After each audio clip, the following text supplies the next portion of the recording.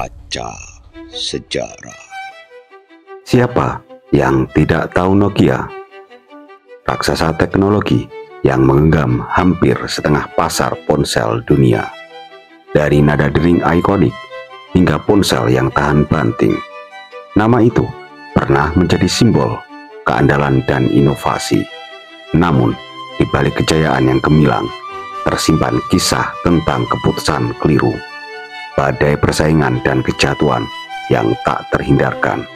Inilah perjalanan Nokia, legenda yang pernah membuat dunia berada di genggamnya, lalu perlahan tergelincir dari puncak kejayaan. Fakta 1. Nokia, sang legenda yang lahir dari sebuah pabrik kertas di tepi sungai. Pada tahun 1865, ketika dunia industri baru mulai menyalakan percik revolusinya, seorang insinyur tambang asal Finlandia bernama Fredrik Idestam membangun sebuah pabrik bubur kayu. Lokasinya berada di tepi sungai kecil di wilayah selatan Finlandia, dekat kota kecil bernama Nokia. Awalnya, perusahaan ini tidak berhubungan sama sekali dengan dunia teknologi. Fokus utamanya hanyalah memproduksi kertas dan produk berbasis kayu. Namun seiring waktu, perusahaan ini perlahan-lahan merambah bidang lain. Ia mulai terlibat dalam bisnis kabel listrik, karet, hingga peralatan militer. Tahun demi tahun, Nokia tumbuh menjadi konglomerasi industri yang merambah berbagai bidang.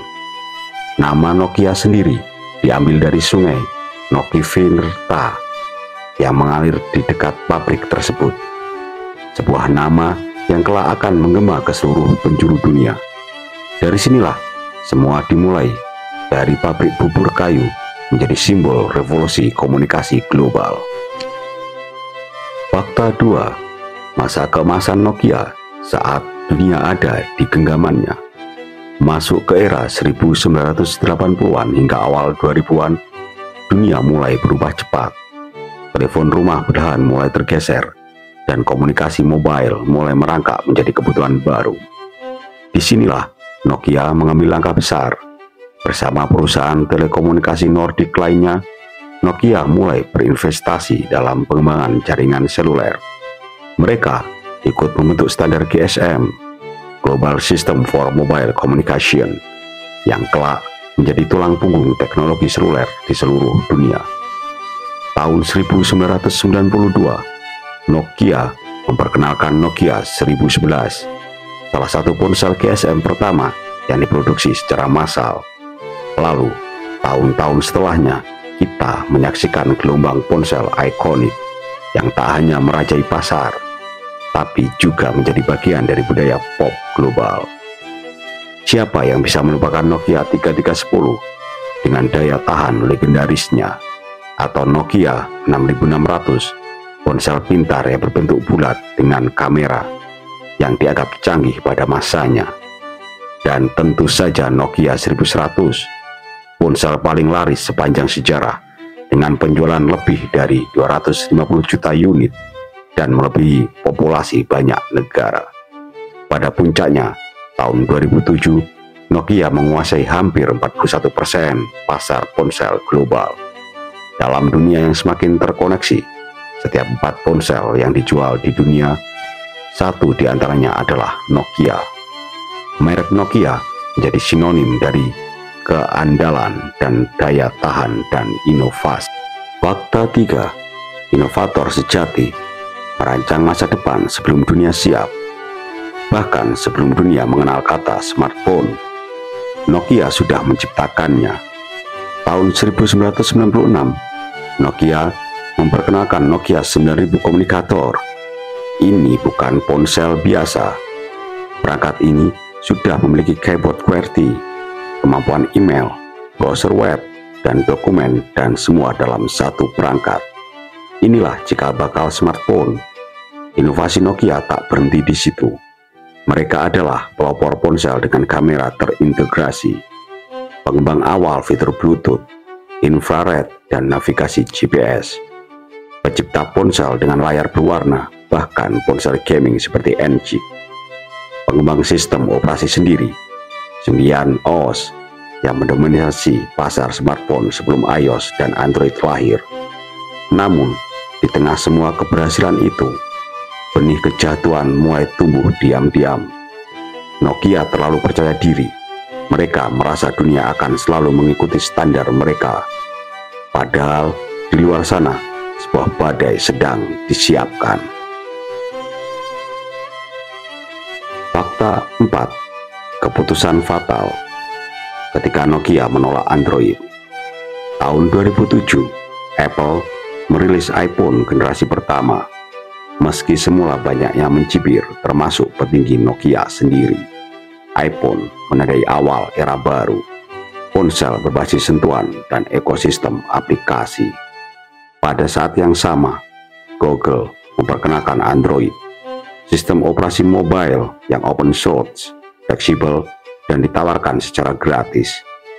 Google bahkan sempat menawarkan kerjasama dengan Nokia agar mereka menggunakan Android sebagai OS utama.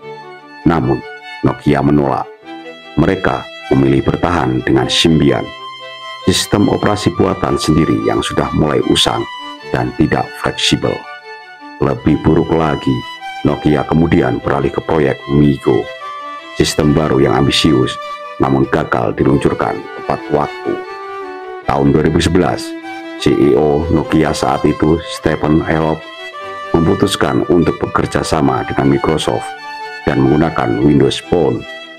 Strategi ini disebutnya sebagai Burning Platform, langkah radikal untuk menyelamatkan Nokia dari kejatuhan.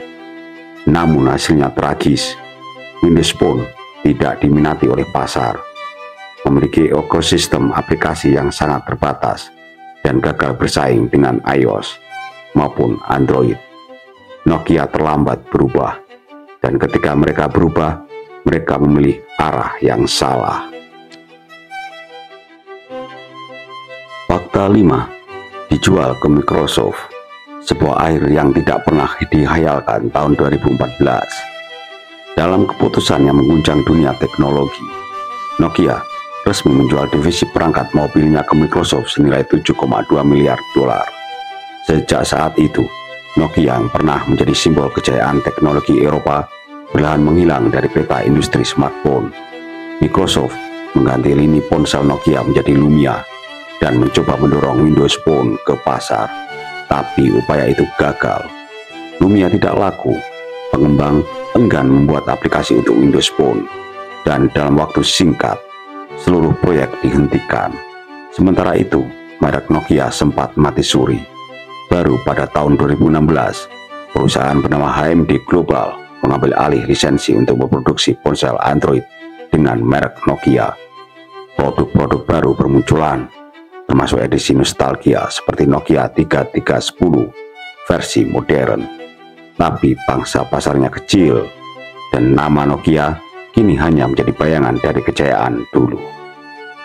Kisah Nokia bukan sekedar kisah tentang ponsel. Ini adalah kisah tentang inovasi, kebesaran, dan kejatuhan.